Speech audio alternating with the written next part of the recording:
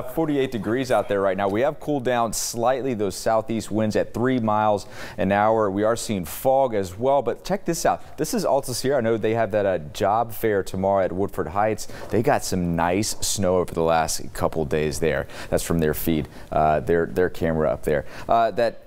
Dense fog advisory in effect till Kern County from Arvin, Taft, Bakersfield, Delano in effect until 11 a.m. this morning. That fog going to be staying with us. Now, the system that we were tracking affecting us, that's moved to the east, so now affecting Phoenix, New Mexico, to the south, the southern parts of California as well. But for us, we're dry. This high pressure system coming through going to establish itself over the central interior of the state over the next couple of days, drying us out. The cloud coverage, the winds that we were experiencing, well, throughout today, Friday, into this afternoon and evening, that's going to dissipate. Calm winds really throughout Kern County and clear conditions going forward. Our air quality staying in that good range today, an AQI of 38. So we've continued to improve there. There's no restrictions, but burning is discouraged today. Over the next 10 days, our highs stay right around those seasonal norms. We'll top out at 59 today, 59 tomorrow as well, staying in those lows of those lower 40s, jump to 61 on Sunday,